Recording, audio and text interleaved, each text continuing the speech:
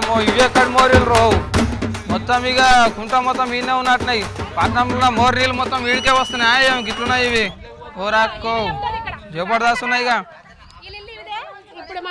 ఏమమ్మా చెప్పు మీ ఇంటి ముందర గిట్లుంది మరి ఇంత గలీజ్ ఉందండి ఎంత చెప్పినా ఎవరు పాటించుకుంటలేదు ఎవరికి చెప్పినావు అందరికి చెప్తున్నాం అన్ని పార్టీ వాళ్ళు వస్తున్నారు చూపిస్తున్నారు ఫోటోలు తెచ్చుకుంటున్నారు వెళ్ళిపోతున్నారు అంతే ఇంకా చిన్న చిన్న పిల్లలు తీసుకొని ఇట్లాగే ఉంటున్నాం మరి ఏం రోగాలు పోగాలు ఏం వస్తలేవా అన్ని వస్తున్నాయి రోగాలు దవాఖానకు పోతున్నాం వస్తున్నాం ఏడుకోసం సర్కారు దవాఖానా పైసలు కట్టే దవాఖానా పైసలు ఎక్కడ నుంచి తీసుకురావాలి తినాలంటేనే లేవు మరి మందులన్నా మంచి ఇస్తారా అందులో వాళ్ళు కూడా 2 టాబ్లెట్ ఇస్తున్నారా తగ్గుతుందమ్మా వెళ్ళండి తగ్గుతుందమ్మా మరి తక్కువ అవుతుందా లేదా తగ్గుతలేదు ఒకసారి వెళ్ళాలి హాస్పిటల్ కి 2 రోజులకు ఒకసారి వాళ్ళ గిరాకీ లేనట్టుంది అందుకే మిమ్మల్ని పిలిపించుకుంటారు ఓకే మరి ఏంది ఇట్లా ఇగో ఈ నుంచి ఆడ దాకున్నది మోర్ పైప్ చక్కగా లేదు రోడ్లు చక్కగా లేవు ఏంది ఇది ఏం కథ ఇంకా ఏమమ్మా మరి నువ్వు మహిళా సంఘం లీడర్ అంటావు మరి ఏం పట్టించుకోవా మనోళ్ళది నేను ఆల్రెడీ వీళ్ళు చెప్పినాక అప్లికేషన్ ఇచ్చామండి ఇక్కడ మా ప్రేమ్ నగర్ బస్తీకి హాస్పిటల్ కూడా లేదు మరి వీళ్ళు సర్కార్ దవాఖాన పోతారంట మసీద్ బండ కొండాపూర్ వెళ్ళాలి ఆడిపోతున్నారు ఆడ రానికి పోనీకి ఎంత అవుతుంది వీళ్ళు రోజు వరకు కూలి పని చేసుకునేటోళ్ళు రానికి పోనీకి 30 రూపీస్ ఆకర్స్ బాగానే ఉంటది అందుకని ఇక్కడ ఏదో దొరికిన వేస్తారు తగ్గితే దేవుడు దయ లేకపోతే అంత అయినాక పీక మీద వచ్చినాక వెళ్తాం హాస్పిటల్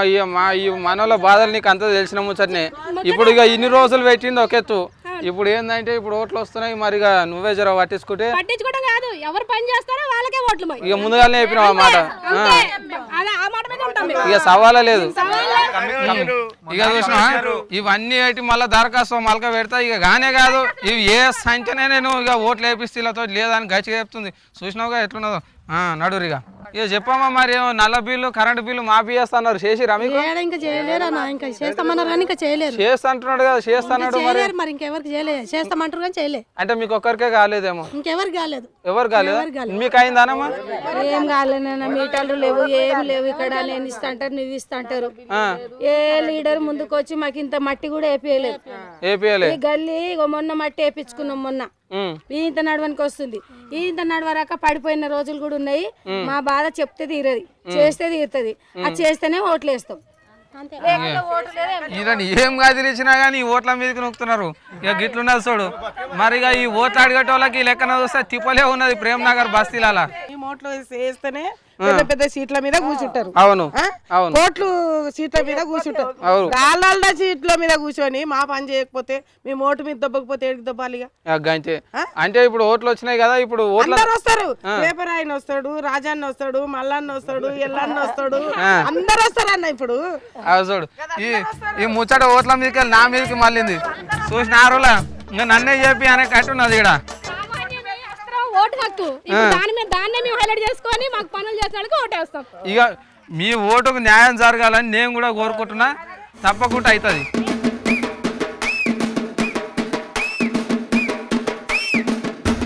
ఇక చూసినాం కదా బస్సీలన్నీ గట్లున్నాయి మరి ఇక్కడ పెద్ద మనిషిని మాట్లాడు ఏమైందే ఏం పేరు ఈ టీవీ నా పేరు నరేష్ బాబు గౌడు ఈ కమిటీ హాల్ ఎదురుగానే నా ఇల్లు ఉంది ఏ కమిటీ హాల్ ఇది ఈ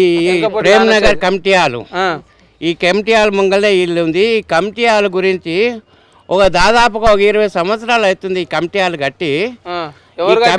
ఈ ఆ కాలంలో తెలుగుదేశం ఆయంలో విజయరామారావు అని కట్టిండు ఆయన కట్టిందే గాని తెలుగుదేశం పాలన 10 ఏళ్ళు వెళ్ళిండ్రు కాంగ్రెస్ పాలన 10 ఏళ్ళు వెళ్ళిండ్రు ఏ నాయకుడు వచ్చినా ఎవడు వచ్చినా ఎక్కడ ఏది ఇది పట్టించుకునే వాళ్ళు లేరు ఇక్కడ బస్తీలో రేషన్ కార్డుల గురించి నానా తంటాలు వాడి కాళ్ళేళ్ళు మొక్కి రేషన్ కార్డులు చేసుకుంటే ఈ బస్తీలకు వెళ్ళి తీసి మళ్ళీ వేరే బస్తీలకు వేసిండ్రు ఆ బస్తీకి పోవాలంటే నువ్వు ఇచ్చేది రూపాయి కిలో బియ్యము నేను తేనెకే పోతే 600 రూపాయలు బియ్యము ఇప్పుడు అది కానామెట్లో వేసిండ్రు అంటే కోపిన్ బియ్యం ఇక్కడ వాళ్ళు కావాలంటే అంత దూరం పోయి తేవాలి ముసలోళ్ళు ముడియోళ్ళు మేము చేసుకునేది కూలి ఒక రోజు కూలి పోతే మేము కూలికోవాలనా మేము బియ్యం తెచ్చుకోవాలనా నువ్వు ఇచ్చే రూపాయికి 600 రూపాయలు ఖర్చు పెట్టుకొని బియ్యం తెచ్చుకోవాలనా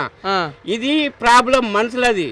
ఈ బస్తీలో ఇట్లుంది ఈ కమిటీ హాల్ కట్టిన సంది కూడా ఏ నాయకులు వచ్చినా అందరూ చేస్తామనే వాళ్ళే కానీ చేసే వాళ్ళు ఒక్కడు పుట్టలే మాకు ఏం కావాల్సింది చేయాలంటారు దీనికి? ఈ కమిటీ హాలంతా శుభ్రం చేసి ఈ కమిటీ హాల్కు ఒక దర్వాజాలు పెట్టించి ఏ మీటింగ్లు అయినా ఈ కమిటీ హాల్లోనే పెట్టేటట్టుగా ఏ పెళ్లిళ్ళు కానీ గరీబోళ్ళకు పెళ్లిళ్ళు కానీ స్కూల్ పిల్లలకు స్కూల్ పెట్టించి ఇక్కడ ఈ రోడ్లు ఈ పక్క పొడతాయి లోపల ఒక బోరేసి అలా అంతా మంచిగా చేస్తే ఇది మనుషులకు కావాల్సినది మంచి పనులు. మనము నా దగ్గర ఒక 10,000 లేవు, 10,000 ఉంటే ఒక టేబుల్ వేసి కుర్చీలు వేసి వాళ్ళకి పూలమాలలు వేసుకొని పిలుచుకుంటే ఆ పూలమాల వేసుకున్న వాళ్ళతోటే మాట్లాడతారు వచ్చిన నాయకులు ఎవరైనా సరే. ఆ నాయకులు కూడా మళ్ళీ పబ్లిక్ తోటి నీ సమస్య ఏందని అడిగే మాధవుడు ఎవరు లేరు. ఎవరు నాయకులు వస్తారు, దెబ్బ వస్తారు, గుంజుకొని పోతారు. నా బిల్డింగ్ బాగలేదు, నీ బిల్డింగ్ బాగున్నది, ఈ ఆడికి పోదాము, నీకు ఒక 10 లక్షలు ఇస్తారు, నాకు ఒక ఆమ్దాని చేయి, ఇది లూటాంచుదాం అది లూటాంచుదాం అంటే వచ్చేటోడే కానీ పని మంచిగా చేసేటోడే ఎవడు లేడు. ఇగో ఏందంటే ఇప్పుడు ఇక్కడ కమిటీ హాల్ ఉందంట. అప్పుడు మన పెద్ద సార్ ఉండే కదా సైకిల్ గుర్తు రామారావు సారు, అప్పటి ఆయన హయాంలో వచ్చిందంట ఈ జాగా. మరి ఇంత పెద్ద జాగా ఉన్నది పట్టణంలో, దీన్ని మంచిగా చేసుకుంటే ఇక గరీబుల పెళ్లిలకు ఏమైనా కూర్చొని మాట్లాడిక మీటింగ్లో ఇక గవిటికి అవసరం వస్తుంది కదా. మరి ఇక దాన్ని చాలా లాపరవా చేస్తున్నారు. ఎంతమంది లీడర్లు ఎక్కినా మంచిగా చేస్తలేరు అని అంటున్నారు.